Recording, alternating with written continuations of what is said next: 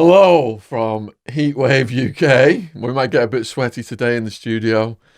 We have got one of our most popular guests, podcast number 8, San Quentin Prison Shootouts and Escapes. If you've not seen it with John Abbott, it is absolutely mind-blowing, and the link is in the description box below the video. The media described him as a James Bond supervillain with an IQ of 180, trained in Japanese martial arts.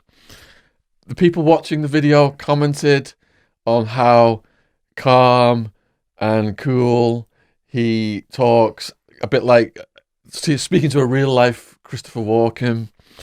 And I think it's the contrasts between the stories he told in part 1 and his manner that has really fascinated people.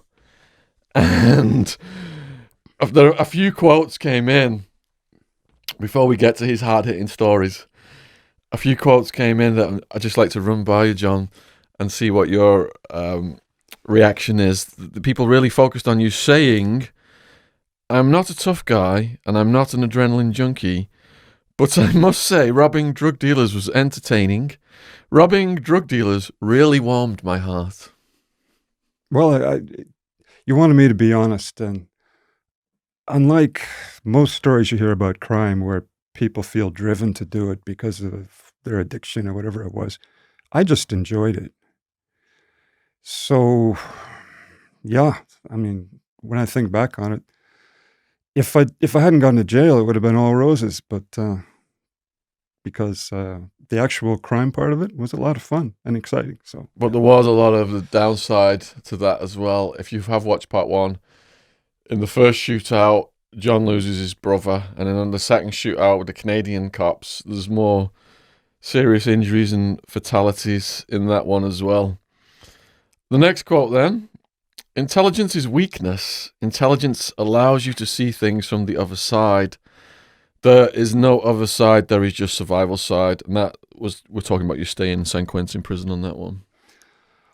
well, the problem is that you don't have much time to think when it kicks off. And if you're spending time thinking about what's going on, you could just go down in those few seconds. So the less time you think and the faster you react, the better shape you're going to be in, because your natural instincts are the right ones. And they'll tell you what to do. Profound words. And you just mentioned about you being clean cut and getting mistaken for being a cop. Did you have a story around that? Well, before I actually got arrested in California, I used to practice shooting. I used to go out and shoot handguns. But I didn't have much money, so I didn't want to go to an official range because you had to pay and you had to be a member. So I found a place out in the country where somebody had bulldozed a berm of sand, put up a couple of posts and strung some wire, and you could, put clothespin on targets. So I used to shoot, go out there, and there was nobody around. And I was shooting one day, and this car pulled up, and a young guy got out, maybe a year or two older than me. And he just came over and he said, "You're shooting." I said, "Yeah." He says, "Well, it's a nice gun you got there, nice long barrel, 357 with long barrels, about that long." And he said, "Is it accurate?" And I said, "Well, as accurate as I am." He says, "Well, I've got a problem there." And I said, "What do you mean?" "Oh," he said, "there was this son of a bitch a couple days ago out at Yuba City. We were after him, and he made a run for the cornfield from a farmhouse. And he said, we just lit him up." He said, all of us, shotguns, pistols. He said, "I went through a double loader on this guy." And he said, "We clipped him and he went down. We just kept shooting." And I said, "Well, why so hard?" He said, "Well, he dragged a hairdresser out of a hairdresser in Woodland and raped her and then cut her throat.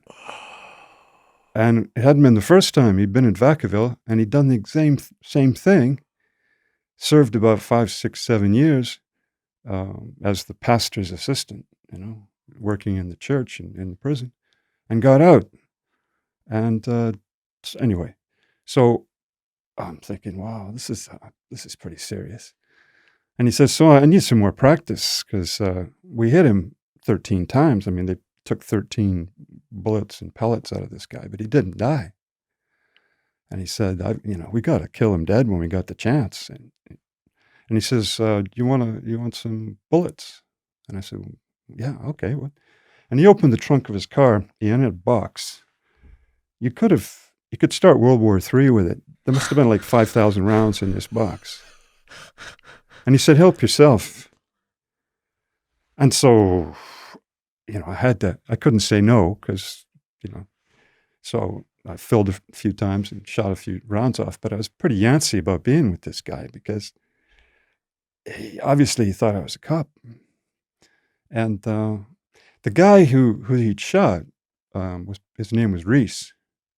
And so a couple of months later, I was in the Yolo County Jail, and Reese was in the Yolo County Jail too. No way. And this guy, he was worried, I guess, about what was going to happen at court. So he came up with this idea that if he come off as a nutter, they'd send him back to Vacaville. So he started screaming to everybody during the day, castrate me, castrate me. And at night he would howl and scream. And one day, the word went around the jail cell that he'd been taken off to the hospital. And what Reese had done is he'd got a HB pencil from one of the Christian volunteers, jammed it all the way up his dick, and then broke it off five or so times. And ground it around. And when the guard came by for count, he lifted the blanket and showed him the whole bed full of blood. But he still didn't die. And they repaired him from that one. And when I went to Vacaville, you could see him on the medical side where Mr. Kane was. And he got his old job back as the helper for the priest. Who was the priest? It wasn't Tex Watson, was it?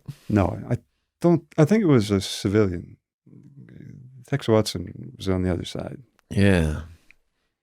So that was an eye-opener for me. One, that a policeman would just tell somebody he didn't even know that they were trying as hard as they could to kill a guy. And the only reason they stopped shooting, he told me, was because the ambulance came howling in. And they couldn't just keep shooting the guy when he was down in front of the ambulance drivers. What do you think about that, watching this video? If this guy was a rapist and a throat slasher, what do you think about the kill on-site action of the cops? Let us know in the comments.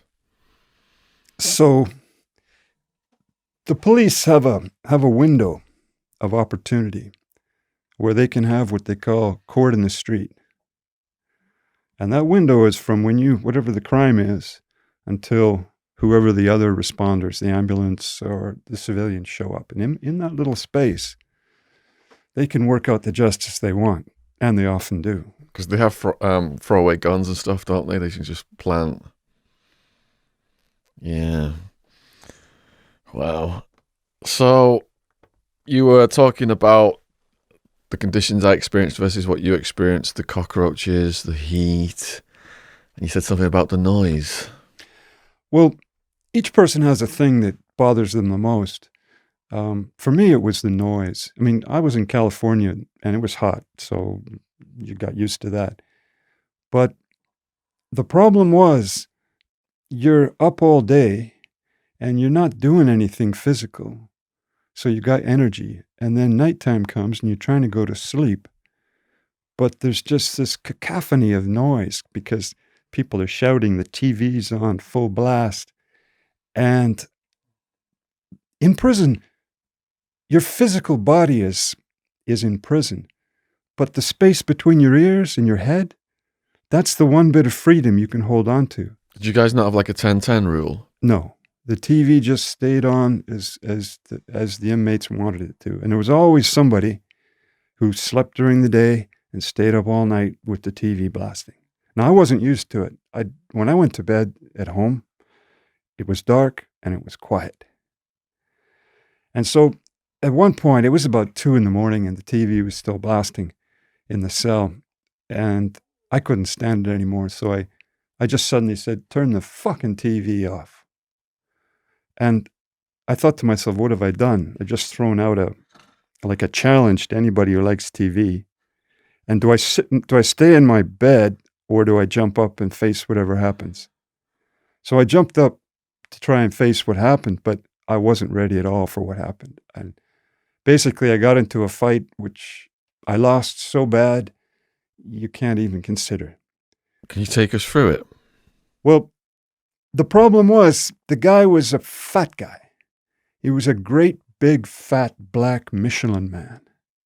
And so I never thought, just looking at him, I wasn't a fighter, but I never thought I could lose to a guy that fat. You just step beside him and just, use him as a heavy bag or something. But it didn't work like that. He had one move and he did it exactly right.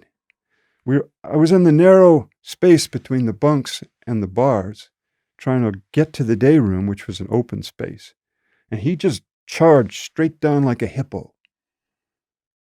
And he just threw himself on me. And I went back on the bunk, and 300 pounds of fat just enveloped me. And I realized suddenly I couldn't move. The fat just covered every space in between you. And I'm nailed. I can't do anything. Luckily, my hands were free. And so he decided to strangle me at that point because I couldn't move. So he went for the strangle, and I grabbed his wrists. And, well, you saw pictures of me. I was no great physical specimen. But luckily for me, he was dope fiend weak. I mean, he was just a straight-up dope fiend. So he spent all his time on the nod on a couch. And when it came to strangle me, he just hadn't the oomph. But I've got this great fat guy nailed me like this, trying to strangle me, big fat black guy. And his breath was so bad, his teeth were rotten. And it was absolutely disgusting, right? But we had to keep struggling until an impasse happened where he couldn't strangle me and I couldn't get him off. Could you breathe? I could just breathe, but I couldn't.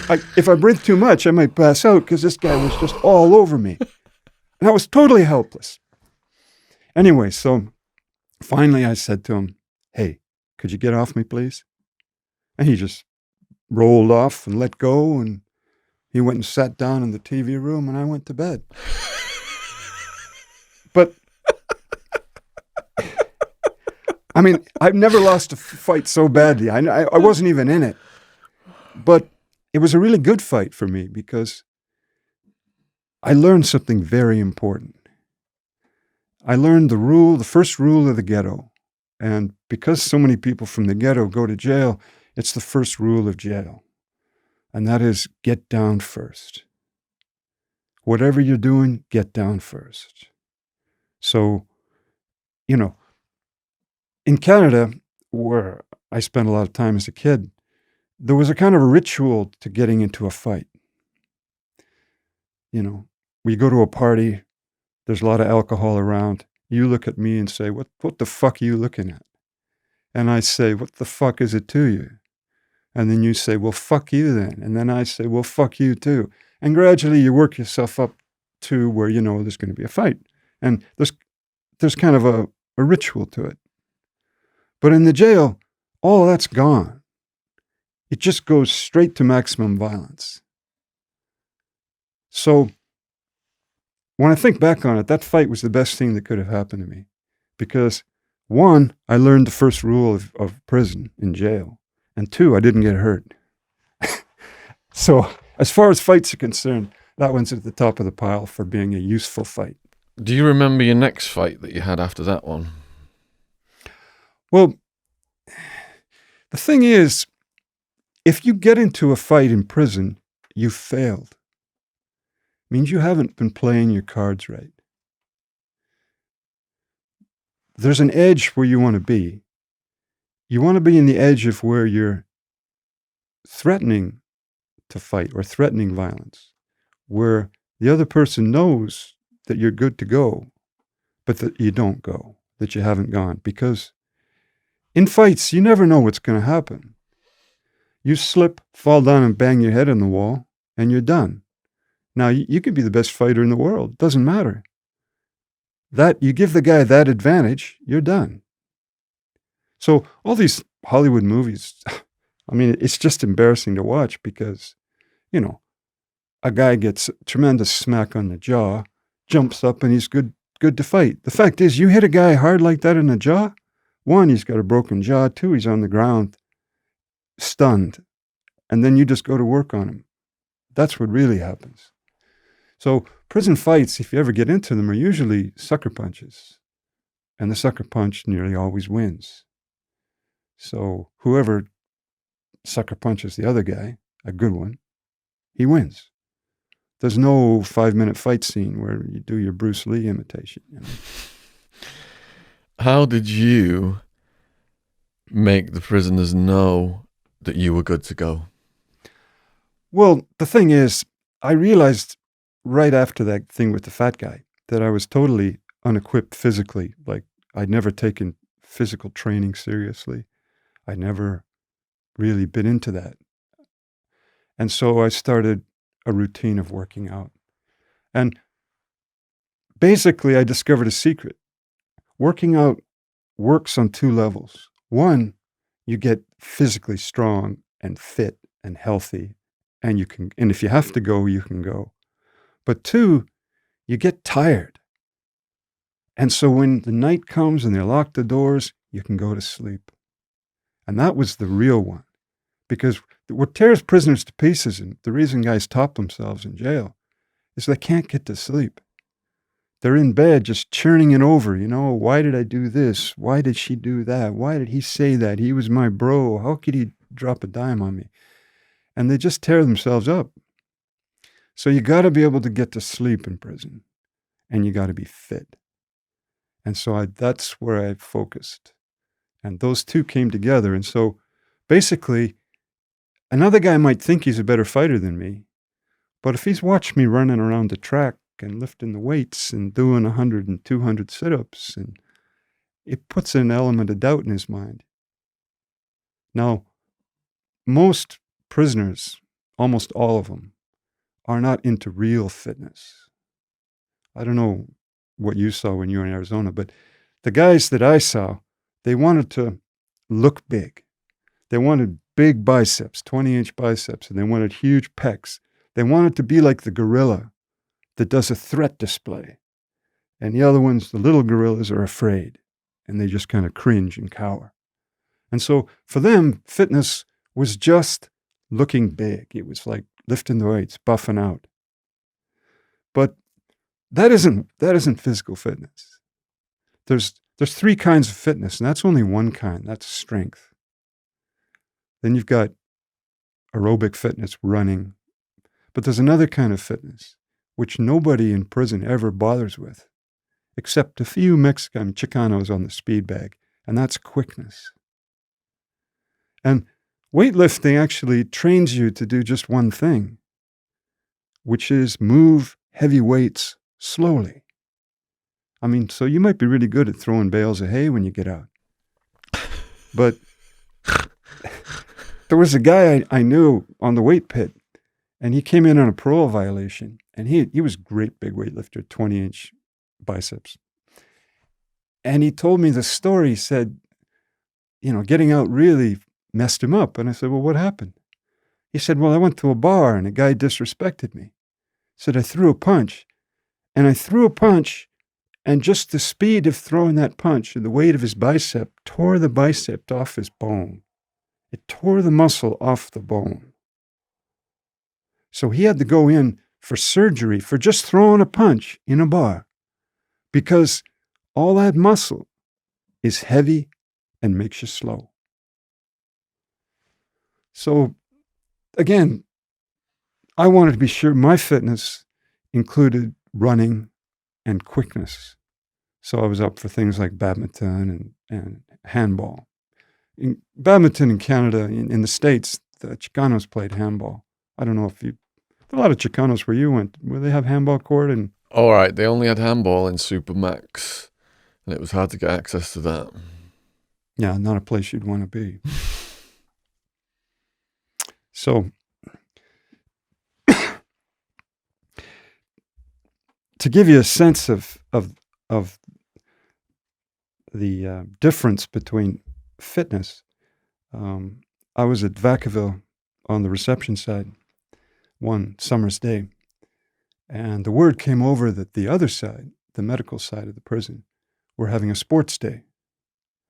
And so the word came that they would do something in the way of sports for the reception side. And so this member of the inmate committee from the black side came over, from the medical side, a black guy, and they put up $20 canteen for a mile race. And now the yard at Vacaville was about 3 laps was a mile. And so this is a big deal. $20 ducats, canteen meant something. The thing was, not a single white guy wanted to participate. So when the time came to have the race, the yard was full of people, and the blacks had just covered this grandstand with guys, and obviously they were betting. And there was, the Chicanos and the whites. And so when you looked, the blacks were all around where the race was going to start, and they were on the bandstands. And the whites, like the chimpanzees who were on the outs, they were all in the corner looking away, pretending they didn't care, right? Now, I'm talking all the tattooed heroes, right? There they were. They weren't seeing it. It was like it didn't exist, right? And then they called for the runners. And about 8 blacks went down. And then I saw these 2 chunky Chicanos. These guys had, Chicanos have kind of short legs, short, stocky legs, and big kind of bodies. And you could tell they weren't any runners. And there was one Indian went down, and he didn't look like a runner either. And I realized that these guys were representing that if there was going to be a race, they were going to represent La Raza. Even if they knew they were going to lose, they still went down to represent. And then I looked over at all the tattooed heroes, and I was waiting to see who was going to volunteer from that team. Nobody, not a move. And I thought to myself, this is embarrassing, right? The blacks are going to have a race. Somebody who's white's got to go down there, win, lose, or draw. And so I thought I'd go down. And I used to jog, but I hadn't run. I just used to jog around with this El Salvadorian guy. And so I went down, and the race started. And everybody just took off, and I'm last, sort of chugging around. But of course, they were running too fast because the black guys were betting money. There was serious money being laid on the different players because each black ghetto, like the Sacramento, and the Sacramento don't like Oakland, and Oakland doesn't like San Francisco. And so each ghetto has got their rep, the person who's running for them. And so they're betting. And the Mexicans, of course, the Chicanos, they're just representing the race.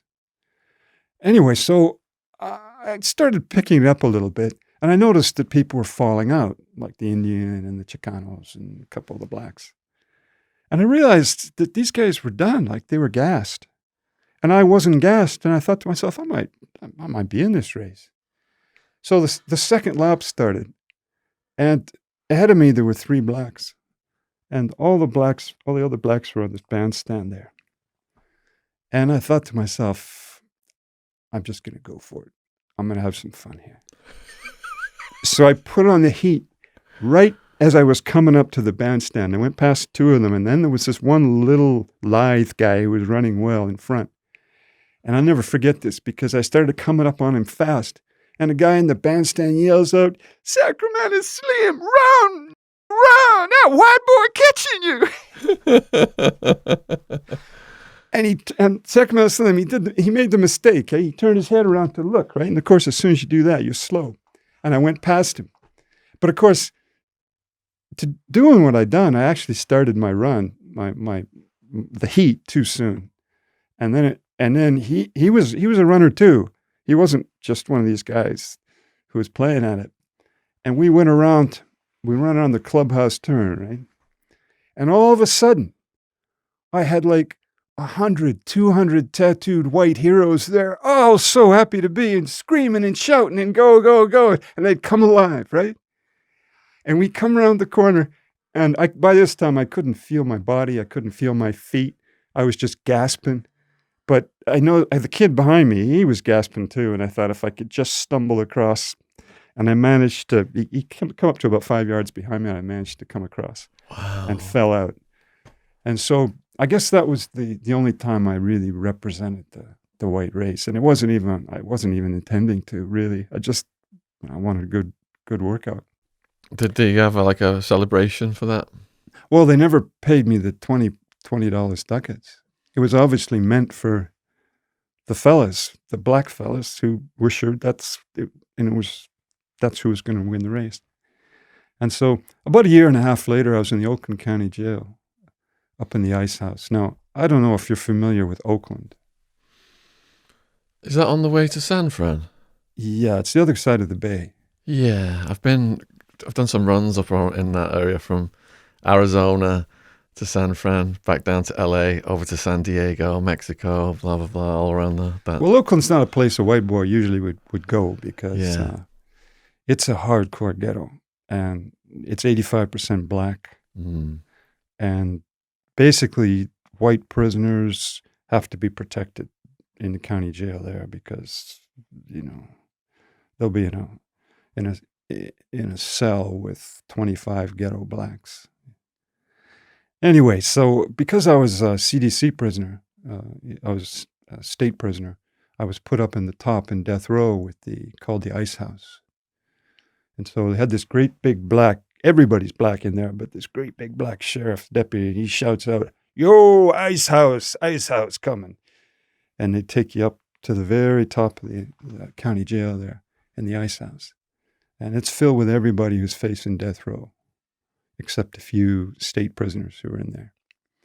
And I was in there, and I was sitting in my cell.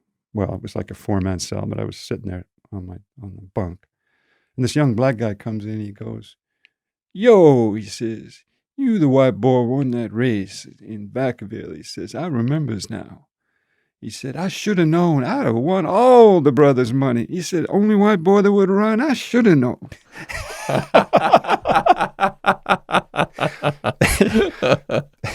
So it was, and even in like the county jail, you can get an aerobic workout. So you can, like, for example, run on the spot with your knees up about your chest and just keep that going for about half an hour. And you can your heart rate up. You'll have a pool of sweat around, and just the same as if you went for a real run. So it's possible. What did you make bags out of? To box, punch? I didn't do that. Did it like toilet rolls in socks in the Arizona jail? Well, in San Quentin they had a ring in the gym, and if you had a beef with somebody, and you guys mutually decided to work it out in the ring, they'd put you in the ring. But the trouble was for these guys was everybody's there watching. And these guys, most of them would just make fools of themselves. Because the guy get into the ring and they go hard and heavy at each other using all their anaerobic energy for the first round. Then the second round, about halfway through, they were gassed and they'd just be holding each other like a couple old drunks. And they were done. And basically they were revealing how unfit they were in front of everybody, which is not a good plan inside the prison. It's like a weakness display. Yes. So you're better off actually not doing that. I had a couple Chicanos try to get me to go into boxing because they used to see that I could run. But of course, for the same reason, I don't want to go into, one, I don't want my face punched off, but two, you want to keep it hid. So. For people watching this, there was a few choice clips we took out of part 1. I'll put them in the description box as well. They got quite a lot of views. One of them was, what happens when an Aryan brother asks you for your ice cream? And the other one was, what happens to tough guys in prison? And the way John just tells those stories, like you've heard him so far today, it's just mind-blowing. Your method of delivery is compulsively listenable to. So... Well, here's a story about... Do you remember a fellow named Philip Thompson? Philip Thompson, no. Yeah, he's the bad guy that everybody dumps on when, in stories that are around my name are basically because I was linked with him. Oh, the media articles about you. Yeah. Anyway, he was at Vacaville, and he was no fighter, but he was a dangerous guy. And one of these AB guys decided to put it on him. And so Phil was into all kinds of things. He was into machine guns. He was into making speed. He was into all kinds of stuff. And he had that kind of reputation. But this guy, in jail, there's a difference between a street reputation for being a tough guy and then being inside. And you can be #1 mafia hitman, but you don't have any guns inside the prison. And that's not going to do you any good at all. So... I heard a hitman say, I wish I had my pistolas with me. Yeah. Well, they say, in America, God made man, and Sam Colt made him equal. So how did this AB put it on this guy? Well, he put it on Phil. He called him a punk and said, you got to get in the ring or you shouldn't be on the line and this and that. And Phil, being 225, 230, 6'5", he was a big guy. But he didn't lift weights, and he was kind of soft around the middle, and, and he was also 35. He wasn't 23 or whatever these guys usually are. And so he had to get up in the ring. But what he was a dangerous guy, and he knew things. So when they came to the first bit of boxing, he just leaned into the guy, and he put his thumb into his eye and pushed down on his optic nerve, and the guy just went unconscious. Bam! Just put his thumb right in the eye and pushed down the optic nerve. Bam! The guy just fell out. And the guy didn't even know what happened to him. He thought he got hit. And so Phil just walked away and threw the gloves down, and he'd won the fight. So was there any blowback for that? Because did the other guy feel... Well, the guy didn't know what happened, you see. Like, if you get choked out or you lose unconscious, you don't have no memory of what happened. So it was an example of what? People who know things sort of stepping out of the box. And of course that helped Phil's reputation because the fight was over before it started. So you gave 3 criteria earlier, so that would be like a 4th criteria then, wouldn't it? People who know things. People who know things. Well, see, Phil was actually your what's the name, Mister? What's the name of your friend there, the fella from the States who reveals fake medals? Oh, let's keep his name out of it, please. Yeah, because well, I'm curious about because Phil, he used to talk about being. Have you ever heard of the Phoenix program in Vietnam? Yes, CIA. Well, it wasn't. The guys who were actually on the ground were in the military.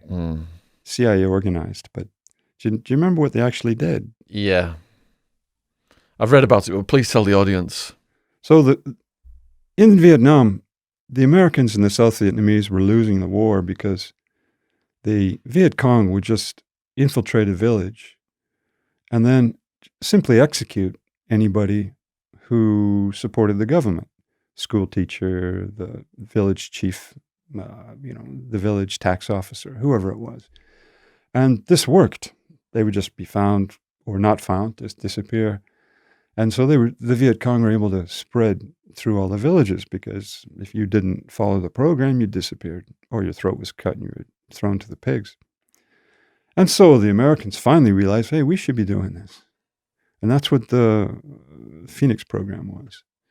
They tasked these guys, they give them a list of who the cadres were in each village, and these guys would go in and cut their throats at night.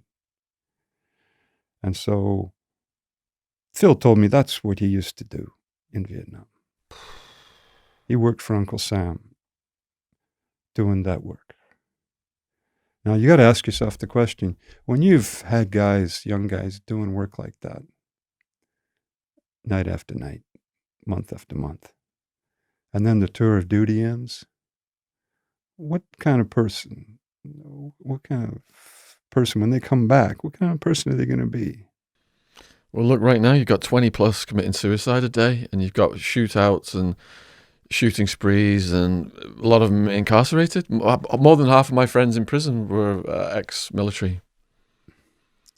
So the adjustment is too extreme.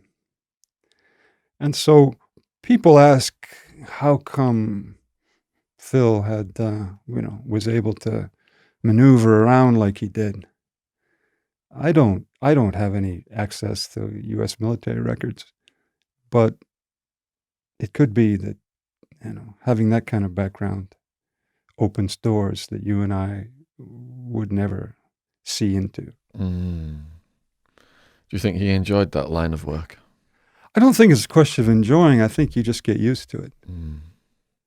And people just get used to things. For example, in the Japanese army in World War II, they had a problem. They had all these nice mama's boys who'd been conscripted into the army. And how do you turn them into killers? How do you do that? And the Japanese thought, well, the best way is just get them into killing fast and hard. And so what they used to do is they'd bring Chinese prisoners of war, and they'd give the guy a bayonet, and then they'd say, just bayonet him. And the guy couldn't do it. And he'd say, no, you have to, or we're going to beat the shit out of you with rifle butts. So make your choice.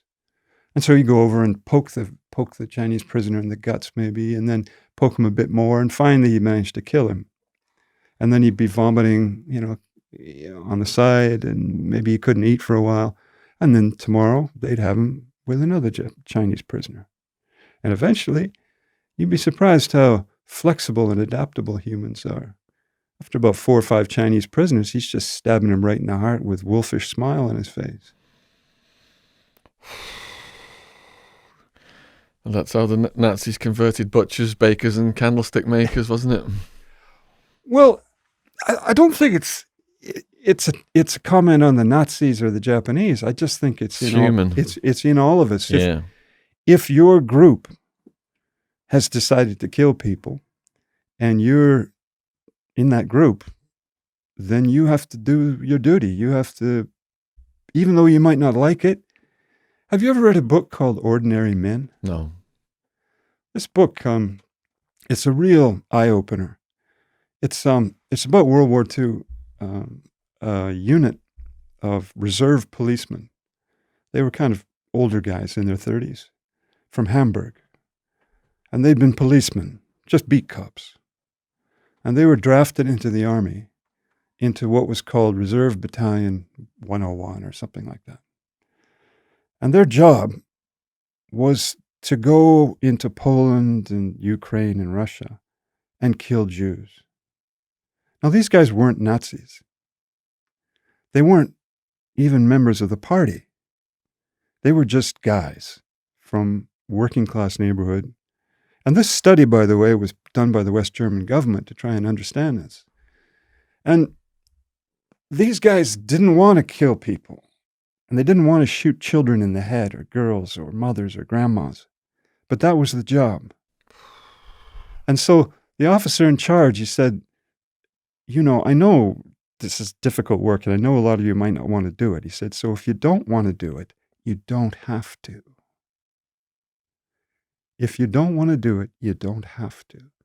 And then he also brought double rations of schnapps for everybody so they could drink to get them in the frame of mind for this work.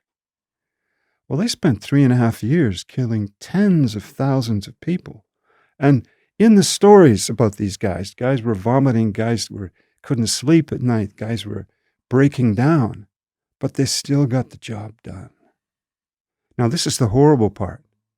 Now, in civilian life, you'd say, well, they're all psychopaths, right? Or sociopaths or something. They're evil. Well, the thing is, they're not evil. They're us. And if your group, whatever your group is, has the job to kill people, that's what you'll do. And it doesn't matter how nice guy you think you are or don't think you are. If you're part of that group, you'll feel the need to be part of the group. And to be part of the group, you have to carry your weight. And if you're carrying the weight means shooting grandma in the head, that's what you end up doing. And the guys who were in this unit, after the war, they went back to their wives and their children and led normal lives, the ones who hadn't broken down or become total drunks. So what do we learn from that? This is stuff, people don't want to know about it because the whole thing with, for example, calling someone a psychopath, it puts distance between you who are normal, virtuous, good-hearted, warm, emotional person and this evil killer who has no empathy and kill people without a qualm. It's a sort of a mental construct to allow you to put distance, to say that you're a good person, but they're a bad person. In the old days, the priest would say, well, he has the devil in his heart. Or, they would frame it in a Christian sense, because we were in a Christian society. Now we have psychology, a kind of a pseudoscience, which frames it in terms of, all these different categories of what people are. But these people who were in this police unit, they started out as normal people. They did their wartime service, and they went back to being normal people. And they weren't thrown in prison after that. They weren't brought to justice. Because of the realization in Germany, what, you're going to throw everybody in jail who shot a Jew? How many people is that going to be? So. All right, so the shootouts you were engaged in weren't during wartime service, and some of the people in the comments have said that you are a psychopath. How do you respond to that? Well, have you looked at the psychopathic checklist? Yeah. By Dr. Hare? I've read a few books, but I've not looked at Dr. Hare's, I don't think. The actual... I've read John Ronson's The Psychopath Test. Well, Dr. Hare is the guy who came up with what's called the psychopathic checklist. Okay. And he actually, he comes from the same area I came from. About really? The same time, too. Here's a copy of it, and you can just kind of look at it. And, he carries the psychopath checklist around with him, folks. Well, I thought you'd be interested.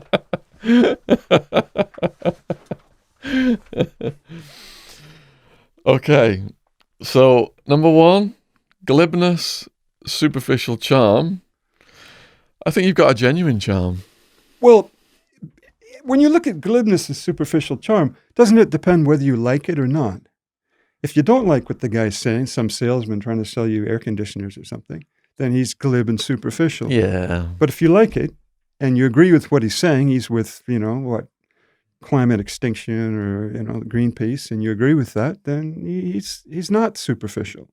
He's right on. He's so it's very subjective. Well, yeah, those people are phony, aren't they? You definitely keep it real. Previous diagnosis as psychopath. Well, that's a nice circularity, isn't it? Right? If you've been diagnosed as psychopath, you probably, maybe, this time around, are a psychopath. That fills out the checklist nicely, that one. Did they do any tests on you? No. Okay. Egocentricity, grandiose sense of self-worth. You speak in a very low-key, self-dep way with your humour, so you don't come across as grandiose. Well, there's an interesting thing about... There's like a deadly energy to you, but you're mild-mannered as well. Well, there's an interesting thing about sort of grandiosity. When they survey drivers, they ask driver, do you think you're better than average driver or worse than average or average. 80% of people say they're better than average. Okay? The same thing when they ask people about intelligence. When they ask people, how intelligent do you rate yourself? 80% of people rate themselves above average. So, again, I'm not really sure. Yeah. I have a feeling that most people, to have confidence in life, you have to see your life in kind of rose-tinted glasses to a certain extent. If you wander around thinking, shit, I'm going to die, nothing means anything, the worms are going to eat me, then you're going to just, crawl into the bottle or stay in bed? Cause a premature heart attack and never achieve anything. I think if you want to achieve things, especially, you got to be goal-focused and confident in your ability. You certainly have got to have self-confidence, or then you're never even going to start or attract anyone to your cause. Proneness to boredom, low frustration tolerance. Oh, I'd probably have to plead guilty on that one, right? Pathological lying and deception. Well, what's normal lying and what's pathological? Help me, guys. Normal lying versus pathological. What's the difference? Pathological would mean what? That you always lie? Does it mean you lie all the time and you believe your lies? Well, I don't know if that doesn't really say it. But if you're pathological, that means what? You're lying more than most normal people do. So, I mean, my children would tell me lies, right? I'd say, well, were you eating the cookies? And they'd say no. And I'd see the cookie crumbs in their mouth, right? And I'd say, And then I told my parents lies. So there's white lies. And then there's the relationship lies. Well, where were you last night? Oh, well, I was at work. Oh, yeah, okay, well. And the social grease, lying is almost part of the social grease to make things smooth. So then you got to ask yourself, what's pathological lying? So I'm still stymied on that one. Conning / lack of sincerity. It's going to be whether you think I'm conning you or I think you're conning me, it's going to be subjective judgment, isn't it? Yeah. Lack of remorse or guilt for your crimes. Well, I feel guilty about my brother being killed. That's the big stain on my life, right from that time on. About robbing drug dealers, I used to enjoy it. I don't feel guilty about that at all. I mean, it's like, do you ever watch The Wire? I've watched a few. When they talk about the game, if you're in the game, then that's the game. Well, that's what people told me as well. It's like two Tonys, who was a hitman. He said, it's like, you sign up for the military, kill or be killed. You sign up for gangland, drug wars, and mafia, kill or be killed. So, lack of affect and emotional depth. Lack of affect and emotional depth. What would be an example of that? Lack of affect, guys? What does that mean? Affect.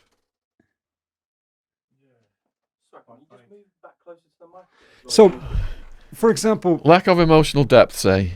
Well, for example, some people get the news. I got the news my grandmother died while I was in jail in Yolo County. Now, I didn't show any emotion when they told me. But about 3 hours later, when I was in the bed, a blanket over my head, I was in tears. Now, if you saw me when I got told that, and I didn't have any reaction to it, what? Do I get told that I have no lack of affect and lack of emotional depth? Well, you just can't show weakness in there, can you? So, how do you judge this kind of thing? Who's to say how different people react to different situations?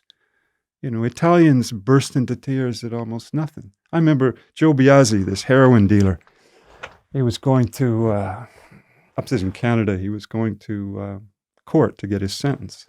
And his lawyer told him he was looking at 20 years for heroin. And he was in front of the mirror in tears, just pouring down his face. Mi bambini, mi bambini. But I said to him, Joe, I said, you weren't crying when you were selling all that heroin. I guess it all depends when you catch a person, whether you see that. So he's ticked on acting skills, mitigating circumstances at court hearings. Okay, so callous, lack of empathy. So what is empathy? Empathy is understanding or feeling what the other person is feeling. Yeah. Well, you have to have empathy if you're going to deal with people. There are people who have no empathy, but they're not psychopaths. They're autistic. Have you ever been around autistic people? Yeah, a couple. Autistic children, for example, have absolutely certain kinds of autistic children. Their mother is nothing in particular. She's just a vehicle to get the orange juice they want out of the fridge. The human contact means nothing. They don't want to be touched. They care about patterns and numbers and music, and they have no interest at all. I visited an autistic couple with my daughter once. A couple had 2 autistic children.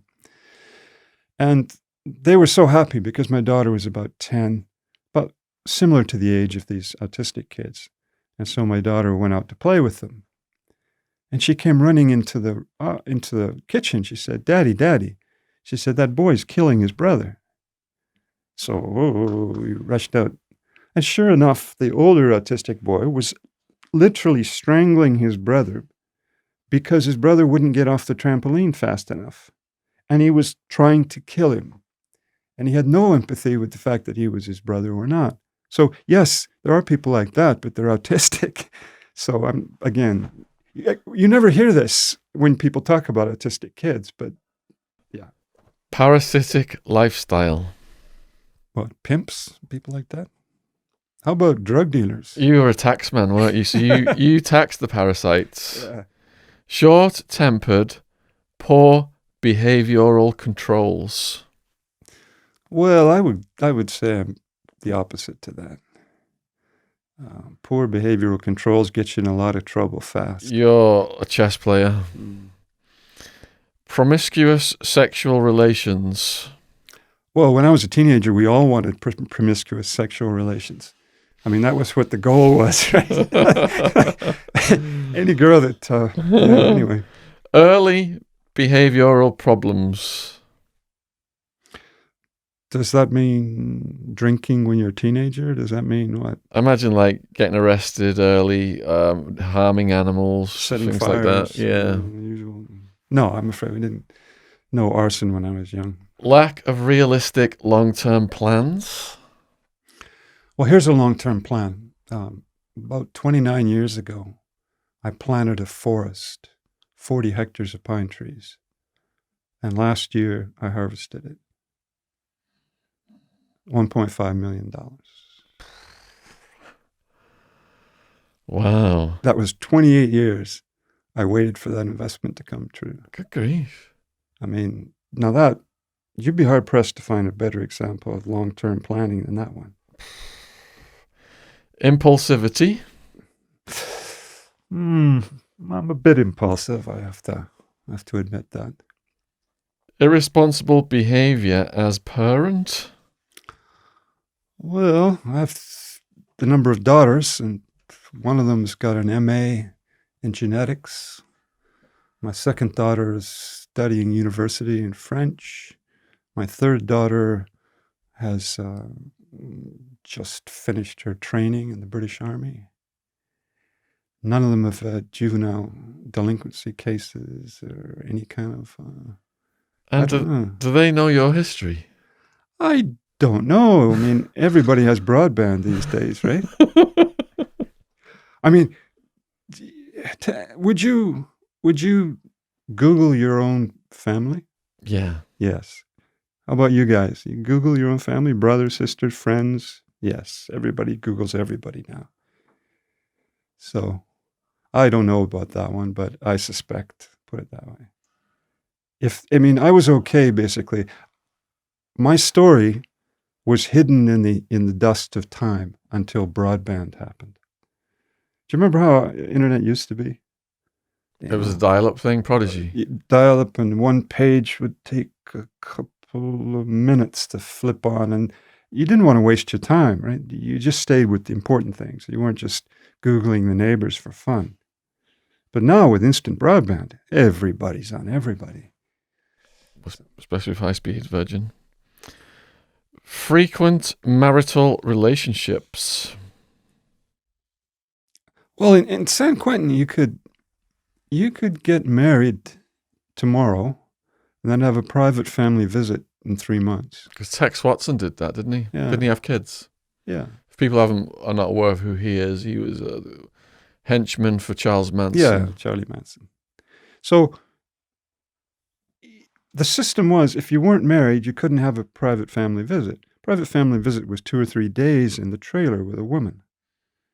Now, you know, so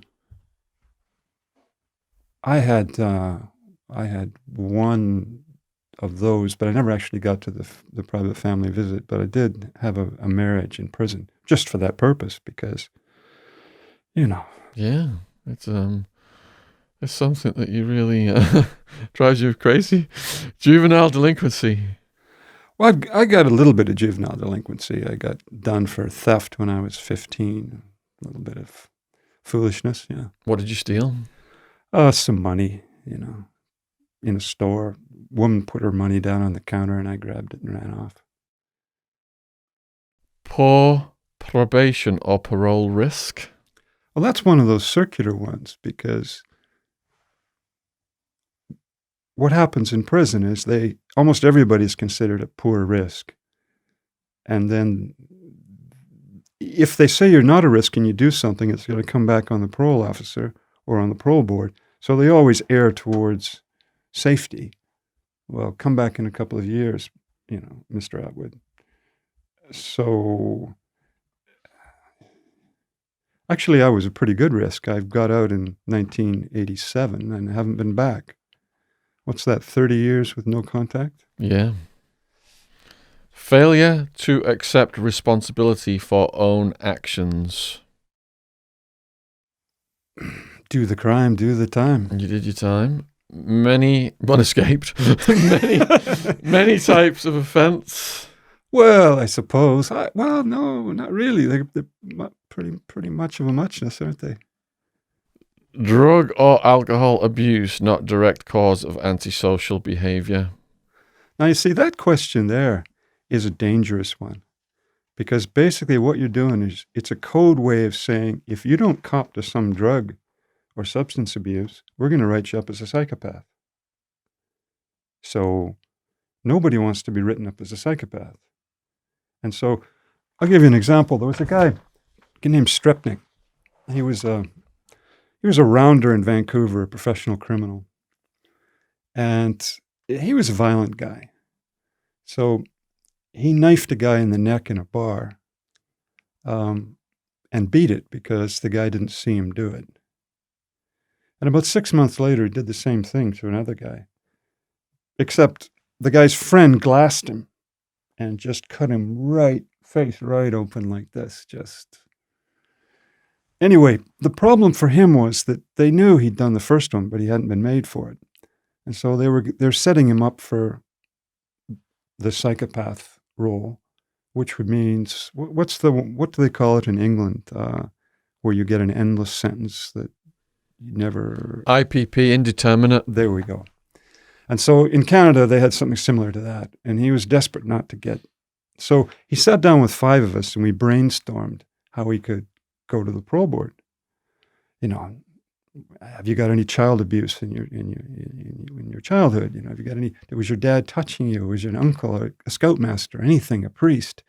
And he said, no, I didn't have any of that. Well, have you got any drug convictions? Anything? Oh, he said, once when I was 18, I got stopped for a couple of caps of heroin. Oh, I said, that's perfect.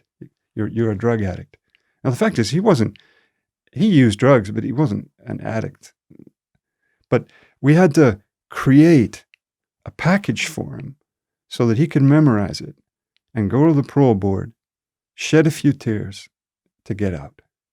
Because the problem is, they've set up this psychopath stuff so easily that violent offenders in prison are almost automatically shunted in that direction unless they can somehow slip out of it. Now, fortunately, he managed to tell the tale with some enthusiasm and got, some parole with drug program and counseling and da-da-da-da. Before we go on to your jail stories then, who were the most dangerous people you ever encountered in your life? I encountered lots of dangerous people, but the thing is, how to put it, people's claws are sheathed, right? They're in prison and they're walking around. But unless the claws come out, you don't see it. And if you do see it, that's bad because it could be you're in their focus. The most dangerous guy I would say was a fellow named Doug Orr. I don't know if I mentioned him before. I think I mentioned him in the last podcast. What was he in for? He was in for everything. He was an assassin for the Hells Angels. And he was also a straight-up berserker. He, in a fit of strength, he broke a pair of handcuffs like this. And he was a very violent guy. What did he look like? He was about 6'4", blonde, brown, curly hair, big, classic, like a Greek god. I mean, a Viking god. Did you ever heard the name Sonny Barger? Oh yeah, he's out of Phoenix, Arizona. Yeah. One of his right-hand guys, I can't remember his name now, was it Nico or something, was in the cell next to me. This guy was, just looked like, oh my goodness, yeah, big, scary looking. Well, Sonny Barger was the president of the Hells Angels when it first started. Yeah. Oakland chapter. Yeah. And he writes about a whole page about Doug Orr. Does he? He calls him the most violent motherfucker he ever knew. Really? Wow. And what was your relationship with him? I looked at him as a mentor because in prison I was interested in running into the real deal. You know, a lot of guys in prison talk shit. I mean, basically, to spin their way through the day, people tell stories and talk up. All day long, people are talking shit. And it just goes on and on and on. Every other sentence is motherfucker this, motherfucker and that. They're talking about all the stuff they did and what an ace they were and how much money they made, and it goes on and on and on. And it's nearly all nonsense. You know, this will be the same guy who's trying to, borrow 50-cent ducat from you for because he can't buy toothpaste himself, and his visitors, don't want to see him, and his family have just dumped him, and so the result is you end up starved for the real deal. Like, who are the real ones out of this whole mob of predators, right? That you got all the jackals and you got the coyotes, but where are the tigers and the lions, right? And so I'm not sure why I was interested in that, but I thought if I'm going to be in this situation, these are the people I want to know. And so he was one of them. And How did you approach him? Well, as usual, I went Phil Thompson. Phil Thompson, he used to sell machine guns to the Hells Angels and other things, grenades and that sort of stuff. So that they were always interested in machine guns.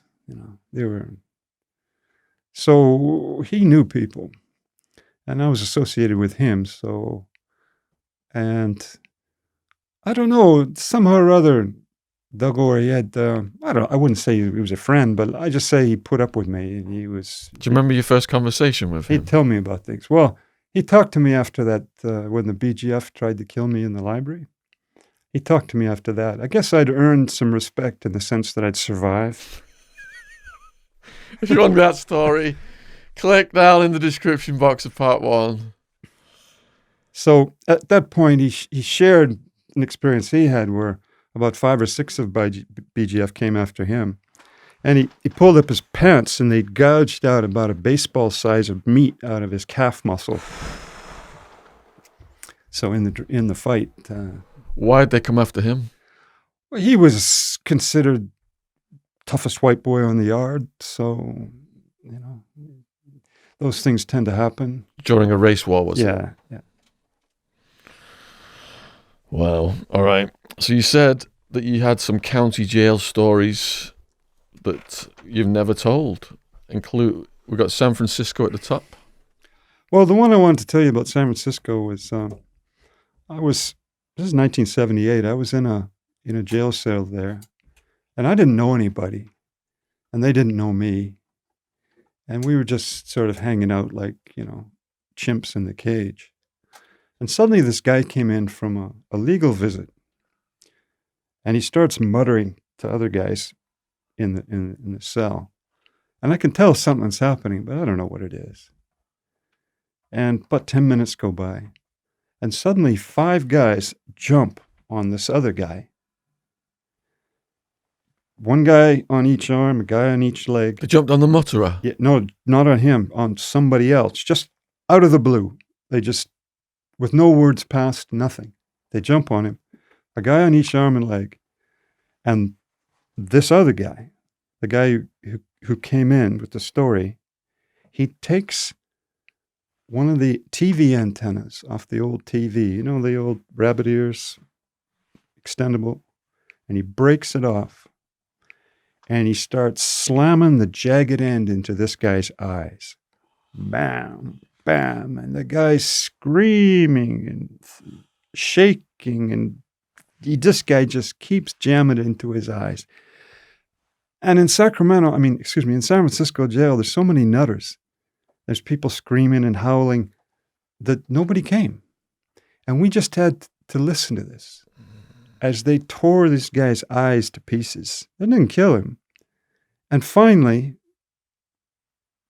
somebody started walking down where we were, one of the trustees, and these guys just moved off and left his body there, and he was just shaking and bleeding and screaming and crying. And it shouldn't impact on me because I didn't know him, I didn't know them, I had nothing to do with it. But the idea that people could just turn on one of the fellow prisoners just like that and just like do life, like damaging, life destroying injuries to somebody for what? And afterwards I said, well, what was all that about? Oh, he was a rat. Well, I didn't want to say anything, but I'm thinking to myself, I watched the whole thing come down. Nobody brought in any papers. Nobody showed anything on anyone. Some guy just walked in and said, this guy's a rat. And so everybody just jumps on him and stabs his eyes out. I know, again, this is one of these times when I realized what a dangerous place I was, because it wasn't just you having a beef with somebody, and it wasn't just predatory behavior. The whole cell could just turn on you on an instant because some guy said something to someone.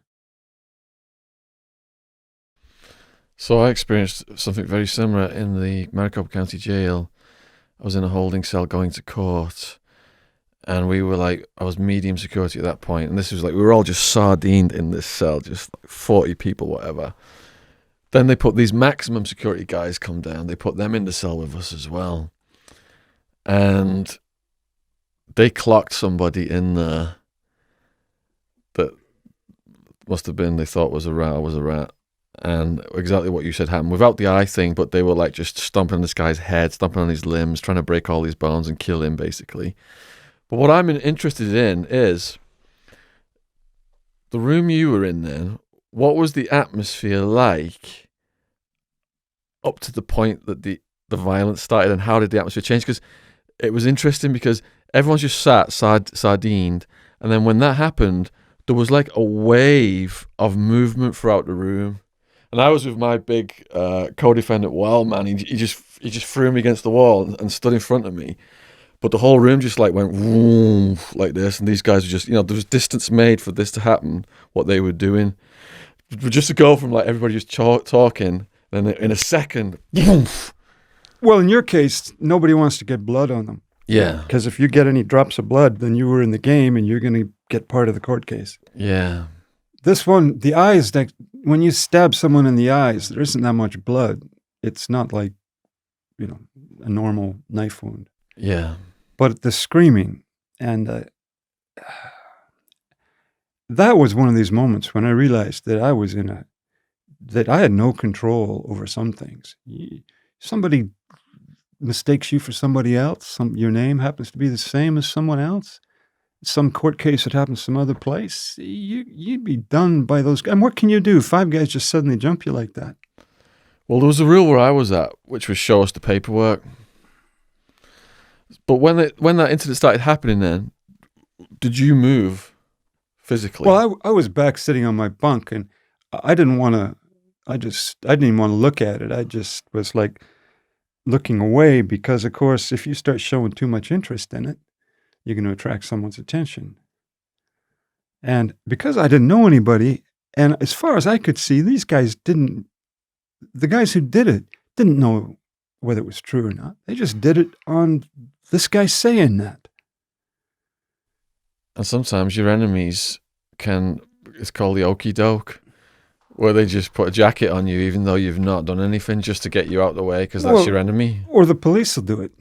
That's one. Yeah. One of the easiest ways for the police to put one on you is to just, spread the word to the trustees. This guy's in for a pedophile case or whatever, right?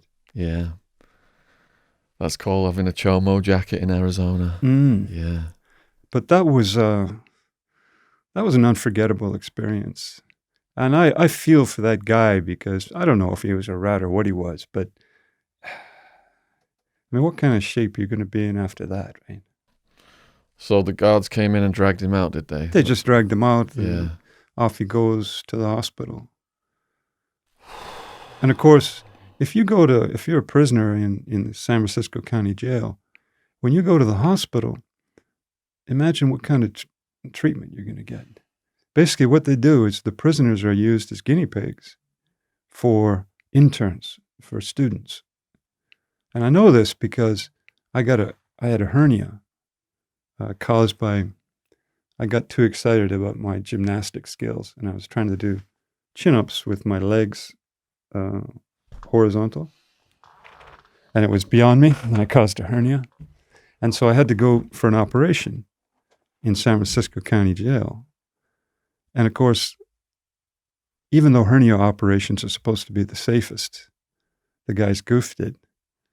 And my scrotum swelled up like a I didn't get that one. I had a cellmate who had that. Cantaloupe. I had a cellmate who had that.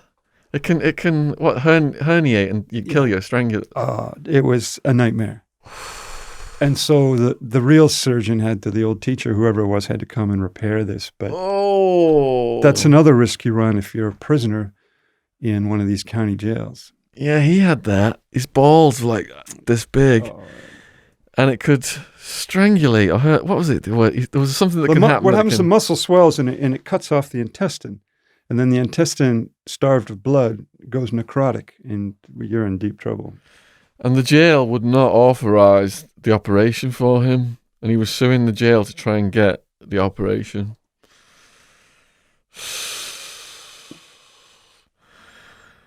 All that's in my book, Hard Time, if you want to read all the details of my cellmate there. All right, so the next county jail story was Sacramento. Well, I was only there. I was there one night being transferred, and they had nowhere to put me, so they put me down in a cell kitty corner from the drunk tank. And it was one of these, I think it must have been a nutter's cell because it had padded walls and a drain, and there was nothing, just a toilet, one of those push-button toilets. And there was nothing to do, and I had no books, I had nothing.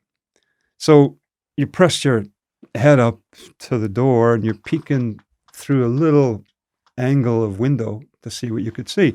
And I could see the drunk tank. And so one night, some sheriffs come down into the drunk tank area. And right in front of my cell, they start taking their badges off and putting them in their pockets. Not a good sign. Now, this is a bad sign. This means somebody is up for it.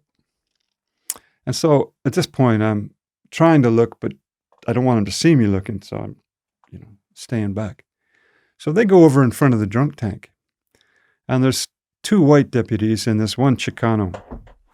And the Chicano, I don't know if you ever watched the 1980s TV drama called Chips. I saw a few of them, yeah. This guy his name was Louis Estrada, I think his name was. And he'd wear a uniform that was too tight to make his muscles, show. And, this sort of tight designer, like police clothes on. And he starts rolling on a pair of black leather gloves.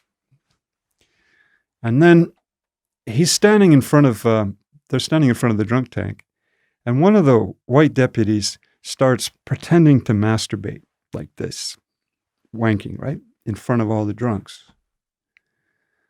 And, the drunks are wandering around like zombies in some zombie movie, like totally comatose and just... But finally, one old prophet, his gray hair like this and crazy eyes, sees this and starts screaming, fuck you. And of course, that was what they were waiting for. So the three officers go into the drunk tank. The two white guys hold the drunk. And this Chicano deputy just goes to town on him like the heavy bag. Just giving it to him in the ribs and the solar plexus. Bam! In the face. And this guy's, he's out of it in about the first couple seconds. But they hold him up while this guy's giving it to him. And finally, the old drunk just vomits all over this guy's shoes, right? And down he goes, and then all three of them put the boots to him. Now, I was watching this from start to finish, and I was only there one night. And by the way the guys, they were doing this was just entertainment at the Sacramento County Jail. These guys were just going down and brutalizing the drunks for fun. And whoever their officer was, must have known what was going on. And this is just standard procedure. Mm. How was it at the old Sheriff Arpeggios? Well, everything's cameraed up these days, isn't it? Oh, I see. You're talking about pre-camera. Right. And one of the things you wanted to discuss today was, because people judge your story in the context of how prisons are today, and they're trying to call you out and saying it can't be like that, this can't happen, this prison rule isn't like that. But you're talking back as prison in the 70s? Yeah. Well, the age of mass incarceration that you're talking about, where every cell, every prison is stuffed with people, the gym in San Quentin is now like, triple bunks through the whole thing. That came about as a reaction to what was going on in the 70s. I'll give you a story. There's two stories I like to tell, but one is from Shasta County, and it concerns a guy I was in the jail with. I went there for my escape charge.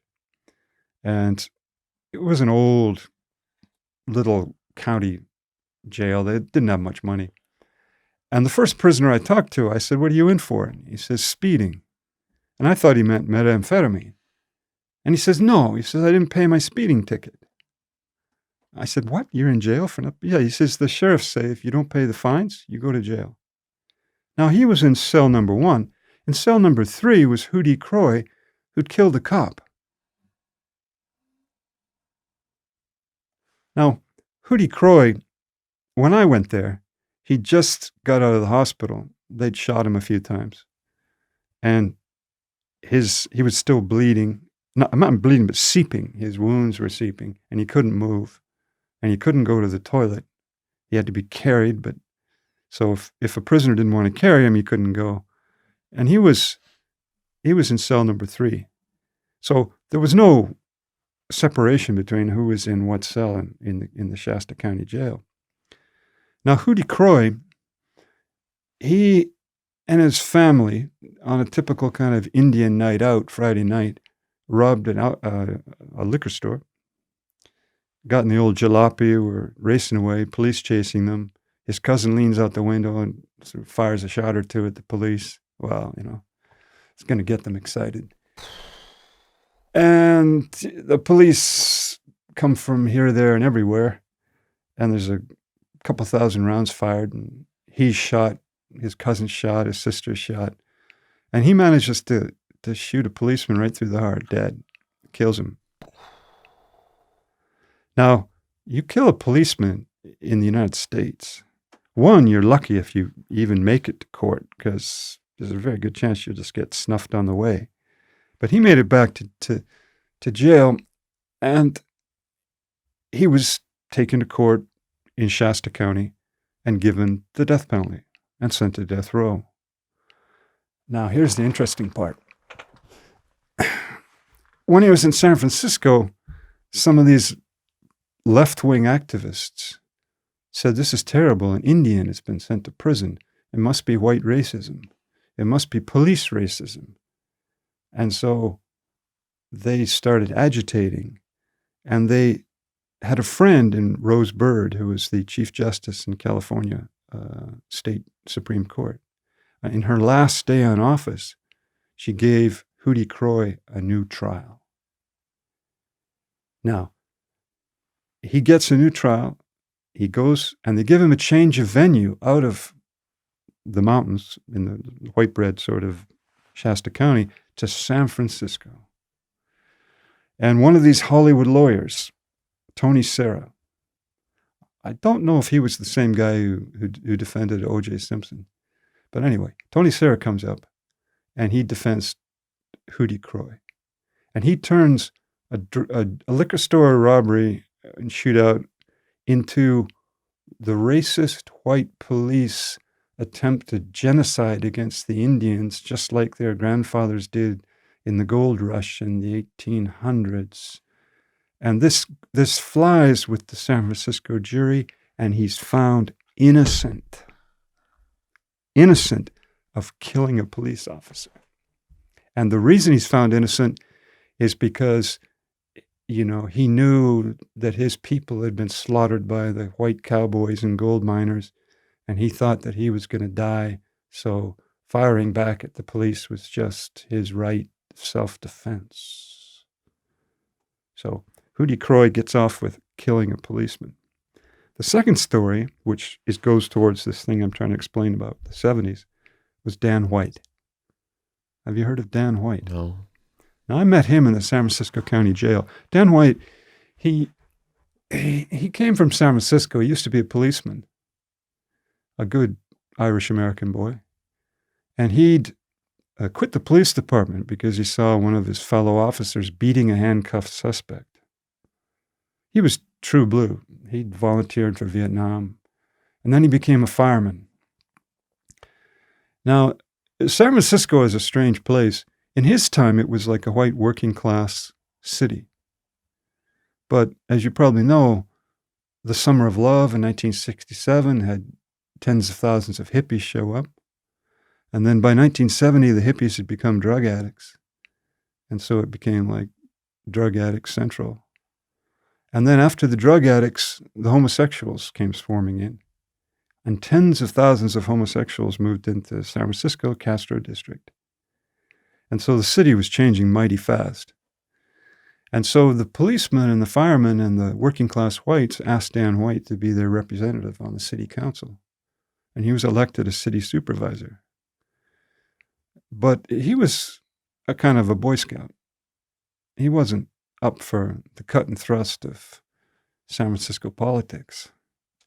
And pretty soon he was maneuvered into resigning. And then he got grumpy. And one day, with his service pistol in his pocket, he climbed through the window of City Hall, through a back window that he knew wasn't no metal detector checks, went upstairs into the mayor's office, Mayor Moscone of San Francisco, put two through his heart, walked over to Supervisor Milk, who was the first homosexual supervisor in American history, and give him 5 in the chest. Well, the last 2 were right to his head. And then he went hunting for the other supervisors, but he couldn't find them. He walked past Nancy Pelosi. I don't know if you know her name. Yeah. He walked past her after he shot Moscone and before he'd shot Milk, and she was another supervisor. And that, by the way, was her saving grace. That's what made her the politician she became. But anyway, so Dan White then goes to the police station where he used to work, turns in his gun and says, I committed this murder and killed these 2 people. And he goes to court. Now, here's the best part. Dan White he goes for a diminished capacity defense. And the reason he suffered diminished capacity is because he'd eaten 3 Hostess Twinkies for breakfast. It's called the Twinkie Defense. I've heard of this, Twinkie Defense. He ate 3 Hostess Twinkies, and the blood sugar had thrown off his stability and had caused diminished capacity. And here's the best part. He was found not guilty of premeditated murder, not guilty of second-degree murder, and he was found guilty of manslaughter. Given a 7-year sentence for a double premeditated murder of the mayor and the first gay supervisor. Good grief. Now, that case, the Judy Croy case, and about 50 other cases, finally, the people of California just got so fed up with these progressive, lefty, woke politicians and judges bending over backwards to give the poor ghetto and minority groups breaks. And finally, the reaction became President Reagan. Actually, before he was President Reagan, he was Governor Reagan. And then 3 strikes and you're out, 25-year sentences for car theft. And so all of that, what do you want to call it, severe, hardcore sentencing came as an overreaction to just how wildly lenient things were in the late 70s. I mean, can you imagine you and your lawyer with a straight face get up there and make the Twinkie defense for an assassination? I mean, why did he climb through the window? Well, it's just something that we police usually used to do. Come on. Why was he bringing a gun why did he reload and go shoot Harvey Milk if he was, momentarily distraught? And then Dan White tells his, one of his friends, policeman who went up seeing him, that he actually planned to get Willie Brown and 2 other supervisors, but he couldn't find them. And he only had 10 bullets. So. Good grief. Now, I got to know Dan because when I had that operation, I was put in a medical cell, and he was in the cell next to me. So I'd talk to him sometimes. And he was just dazed and confused. He basically, killing the mayor and killing Harvey Milk were a way for him to resolve what had happened to his city, how it had become like a cesspit of Sodom and Gomorrah, and he sort of saw things that way. Anyway, Dan did 5 years for that. Came back to San Francisco, and they found him suicided in a garage. What a bloody story. So it was a time when, unbelievable stuff happened. And so for the guys who watch this and find it unbelievable, we found it unbelievable at the time. So you should look into Dan White's story. It's quite an eye-opener. So next county jail story was Oakland. Well, the Oakland one was... the one you already did? No, it was in the ice house. And I must say, I didn't shine on that one. It was, I regret a bit what I did. But basically what happened is I came into a cell. There were about 20 guys in the cell, about 5 Chicanos, 1 other white guy, an old guy, and me, and the rest were blacks. And the white guy was making coffees for the blacks. That was his job. And I thought to myself, this is a bad situation here, right? It could go bad any time. And so I was doing my usual workout and the rest of it. And one day, this kind of young-looking white kid appears outside the bars with a mop, and he's mopping. And one of these guys says, "Yo, Peckerwood's a fucking rat." And they start talking, race talk, and what they're going to do, and this and that, and this and that. And I'm thinking, well, you boys, and you won't be able to touch him, but I'm here, and this other old white guy's here, so who knows? Anyway, I thought to myself, I got to get on the right side of history here. So I go over to the black guys, a couple of black guys, and I said, I'll get him over to the bars if you guys want to give him a whack. And I told the old white guy, I said, make up a real hot cup of coffee. So I took a cup of coffee and I walked over to the bars and I called this guy. And he didn't want to come because he was nervous about these black guys. But the black guys all sort of turned their backs and were like looking the other way on the bench. And he was feeling safe. So he comes up to me and I just gave him the coffee in the face. And he's standing there screaming. And these black guys run over with this broom handle and through the bars. They're whacking him. And pretty soon he's screaming, and pretty soon the guards come. And the guard just kind of smiles at them, and they smile at him, and he leads this kid away. And, at that point, I'm sort of one of the fellows, and we're all talking it up on the bench, right? Two things then. What was the beef with the white guy, just from shit talking, and wouldn't that carry forward with the white race when you got moved somewhere else? This is the guy who sided with the blacks? Well, the situation we were in, the blacks could take us out any moment. So the older white guy was making them coffees to stay on the right side. And, I realized it's just anybody says anything, and I'm done. There's nothing I can do against these 15 guys. Plus, they're all in for death penalty offenses. So, Preservation. So what are you going to do? So the kid, you could tell what happened. He'd come from some white neighborhood in Alameda County, and nobody went his bail, so he was downstairs with the blacks. And, of course, he got beat up and then told on them to get in PC to get out of there. So he brought it on himself. So he brought it on himself, but normally I wouldn't have done something like that. And I sort of regret doing it. But at the time, I thought it was the right move to make. So the next one then is YOLO. Well, the Yolo County one was the fat black Michelin man. Oh, that was that one. Yeah. Shasta. That was the one we just talked about with Judy Croy. Okay, so last time... Oh, actually, it isn't. There's one more thing about Shasta which is interesting. Shasta County Jail didn't have any money, hardly any. So they didn't spend money on food. So breakfast were 2 little silver dollar pancakes with a bit of syrup and 1 cup of coffee.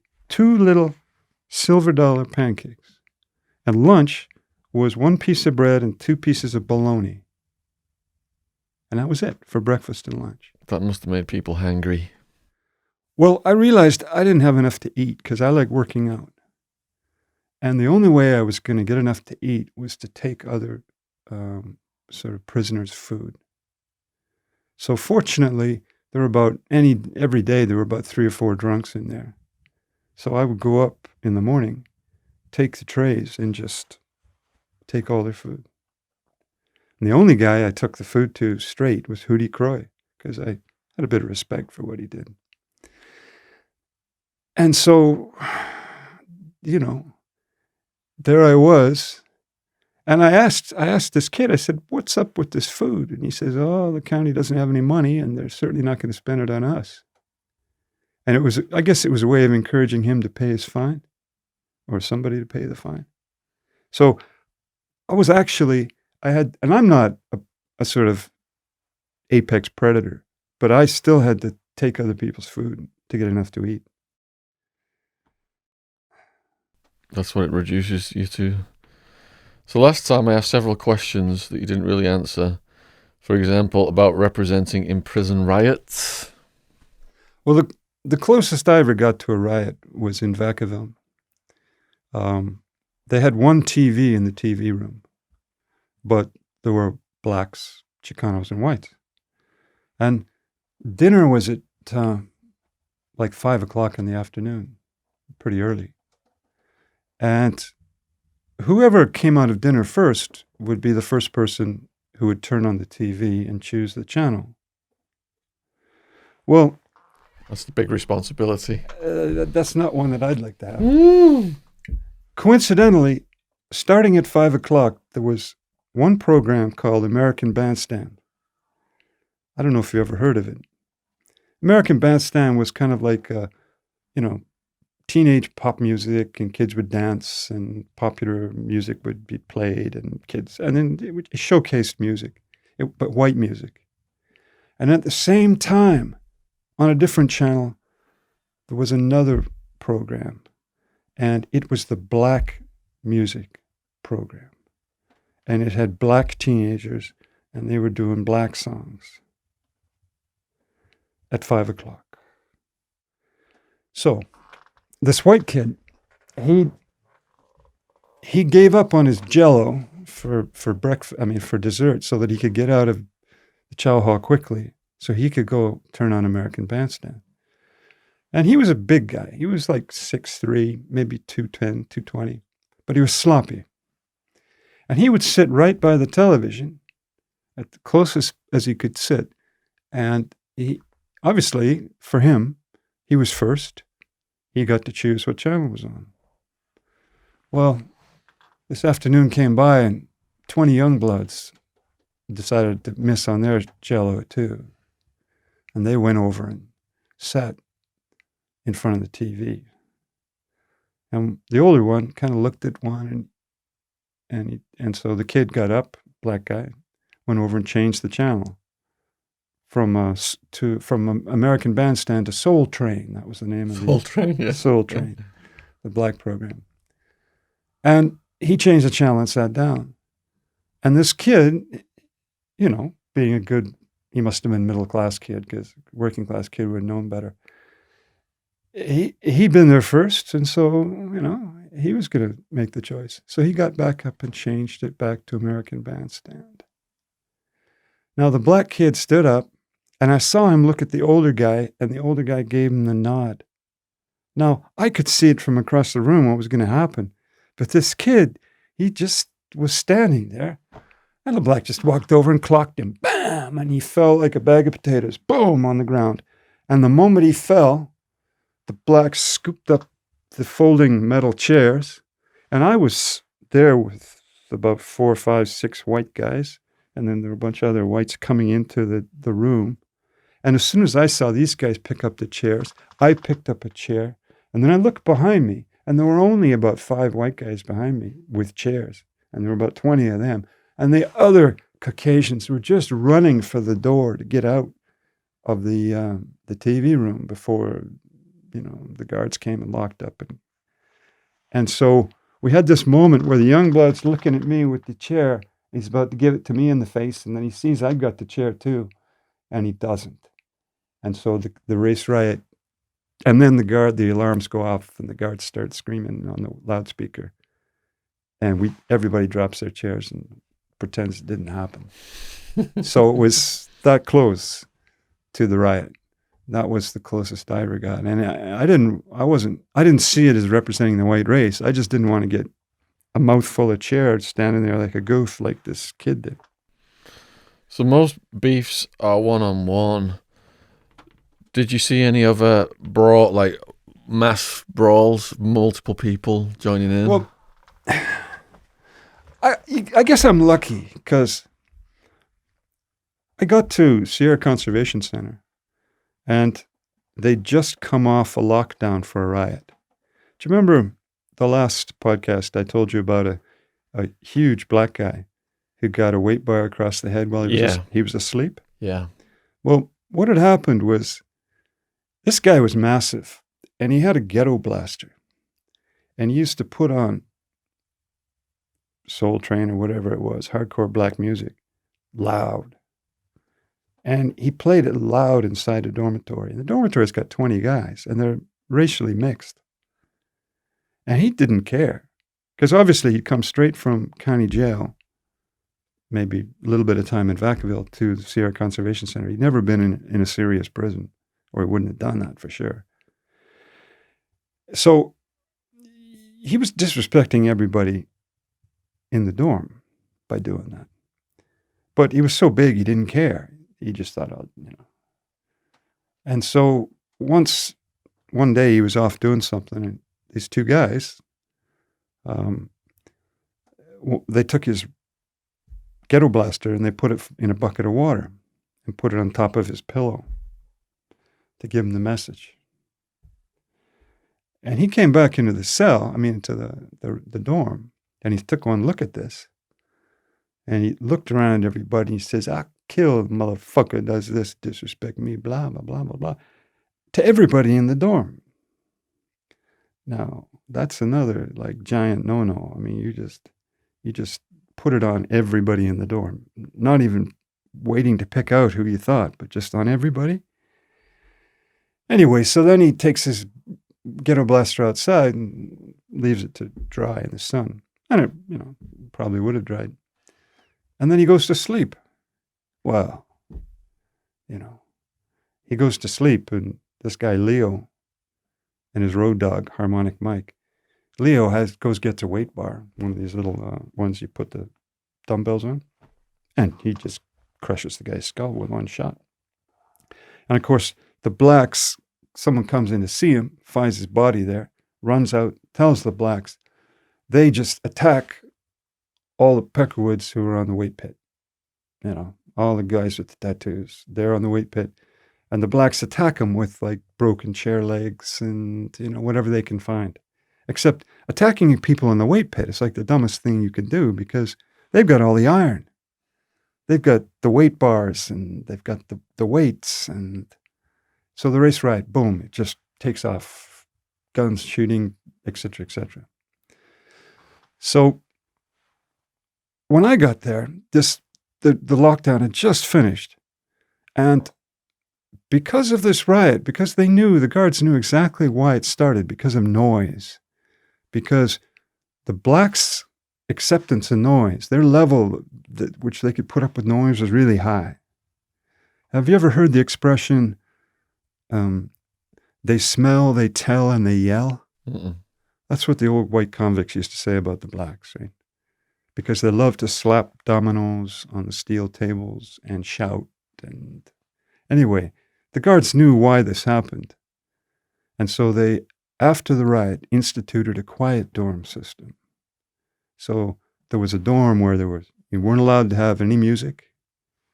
There was no loud talking, no game playing, and you had to be quiet. And you had to be introduced by another prisoner who was already going into that cell. And of course, the only people that went in there were white. So it became like a white-only dormitory. And of course, that's where I wanted to be. Yeah. So, yeah, that was the background of that race riot. So I missed that one also. And then in Canada, I missed the Great Matsqui prison riot, which you've probably never heard of because nobody knows anything about things Canadian.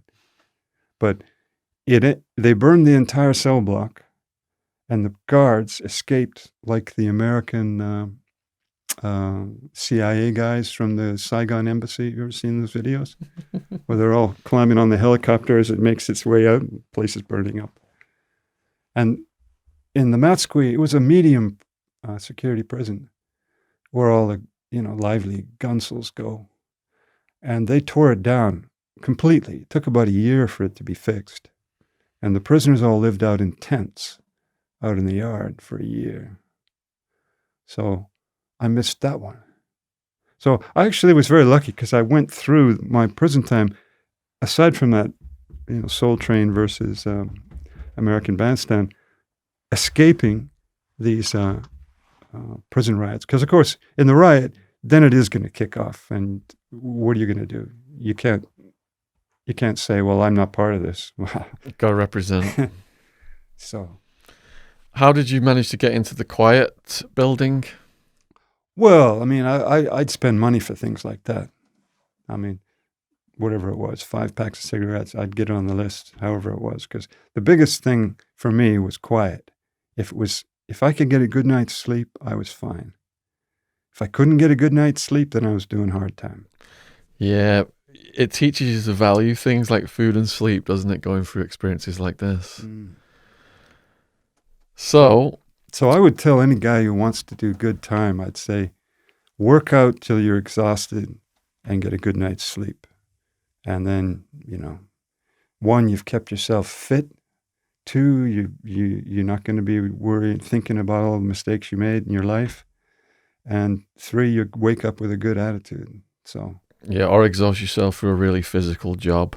When I was in the clipper room in the kitchen washing those trays all day, I slept like a baby. Yeah. So, all these news stories about police brutality, and you've had some experiences or seen some stuff. Well, my experience with police brutality, I have two of them. First one, I didn't even know these guys. I didn't even know what happened. I was walking along. Remember I told you I'd been shoplifting when I escaped, just to sort of, and these guys had been moonlighting as security guards, 3 policemen from the San Francisco Police Department. And I'd been shoplifting, but I wasn't actually doing it at the moment when they came along, but they'd obviously been told that I'd been shoplifting. And I was thrown on the ground and choked out in about 5 seconds. It was so fast, I didn't even know what happened. One guy, these guys were like a professional team. One guy was on each arm. One guy was on my back, rode me onto the ground, and he choked me out in about 5 seconds. And he had this feeling of this incredible weight on my back, and I didn't know where I was and didn't know what happened, and I couldn't breathe. And, it was that fast. You choke someone out properly, you put them out almost instantly. So that was, it happened so fast, I haven't got any memory of much of it. But when I came to, I was very unhappy with what had happened. When I came to, I wasn't happy with what happened because they'd arrested me and I was an escapee from prison and this wasn't going to end well. So they threw me in the police car and they shut the doors. But when they threw me in the police car, I didn't hear the double click. Now, the back door, there's a security lock and then there's the regular lock. So when they slam the door shut, the regular lock engages. But then the police has a button they can push to put the security lock so you can't open it from the inside. I didn't hear the second lock go. So I thought, oh, this is interesting. So they had me cuffed like this behind my back. So in the back of the car, without them noticing, I had to sort of shiggle around and get my legs through the cuffs. And so I got the cuffs in front of me. And then as the police car went down the ramp into the basement of the police station, I yarded open the door and rolled out on the ramp and took off running. Well, I'm running right down the middle of it's like middle of the day in sort of San Francisco down a main street, right down the middle of the street with my handcuffs. But if you're wearing handcuffs, it really makes running difficult. I don't know, well, you've obviously never done it. And who would? But you lose your balance. You're running, but you can't, So you're not running. I'm pretty quick at running, but I wasn't running with proper vigor. And it turned out that the guy who was driving the car was a marathoner, the cop. And, I could hear him coming, and he was getting closer. And I thought, how can this be? I'm pretty quick. But he was quicker than me. And as I turned to look back at him, I bounced off a car and crashed into another one and fell on the ground. And anyway, these guys were pissed off now because I'd done a rabbit on them. And not only that, but they're going to have to tell their sergeant that they hadn't double-clicked the door. So when they got me back down to the basement, it was time for a beating. So the 3 of them went to it, fisticuffs and kicks and the rest of it. Now, you got 2 choices when the police start beating you. One, you can go Bruce Cagney style, and stand up and say, "Fuck you, pig," and then you get your teeth kicked out. Or 2, you can ham it up. So that's what I did. Every time the guy kicked me, I was, oh, and groaning and, like I was about to die. Anyway. Is it a fetal position situation? Well, you got to keep moving, though, because if you stay still, then the guy's kick gets solid velocity and gets solid contact. But if you're moving all the time, the kicks bounce off and don't get the full impact. So you got to stay moving. So you got to do a maggot thing. Yeah, and keep moving as you're getting the boots and the kicks and the punches. See, we give you tips on situations that you've never heard before. Anyway, the sergeant comes down, and the sergeant looks at me, and he's hearing this noise. And he looks at the guys, and he says, "He's not even bleeding."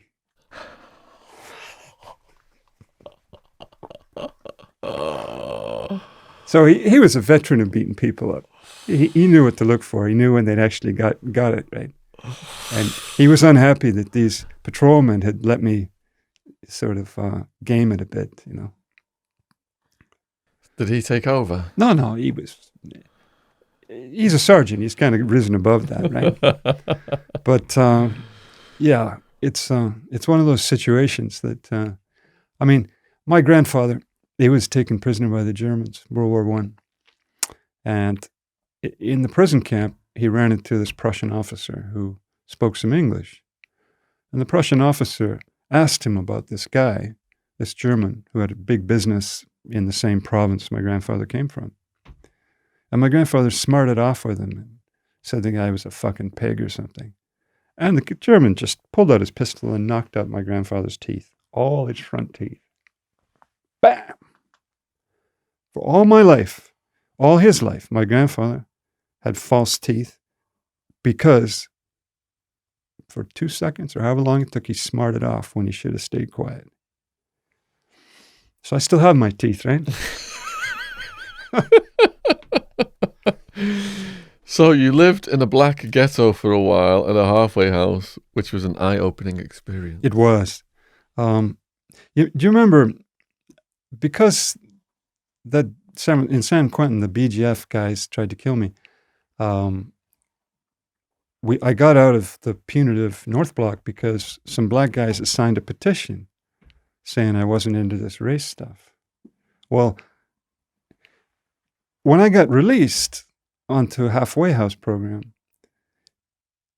the same way racial quotas work, where a white halfway house would have to have some blacks, a black halfway house has to have a few token whites.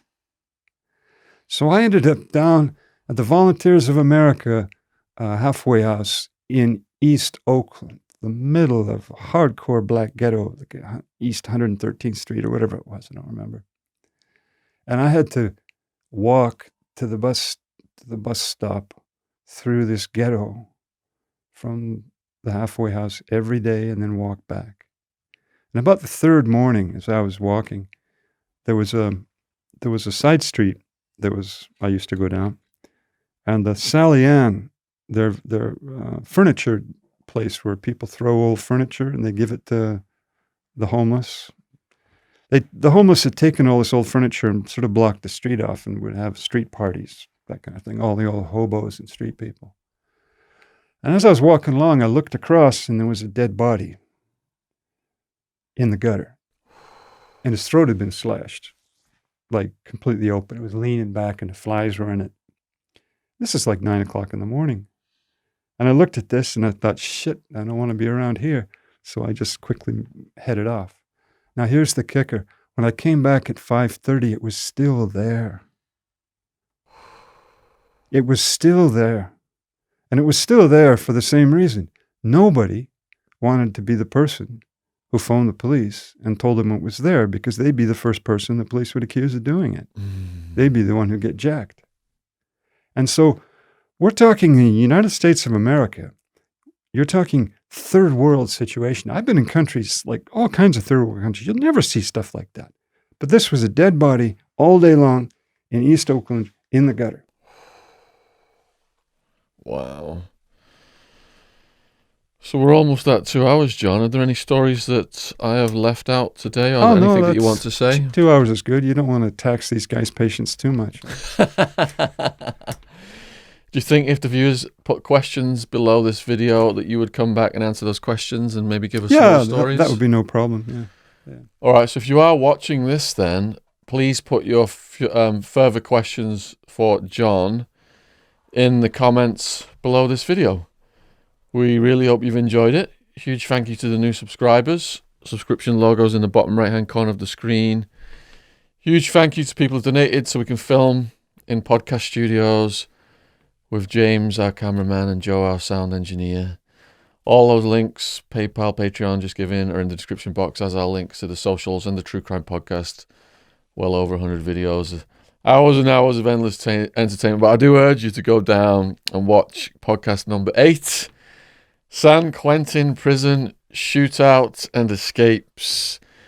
Because it is, if you think what you just heard was hardcore, it's intense, especially the shootout stories and how, you know, it was life and death. It was like, whoosh, it will really get your heart rate up.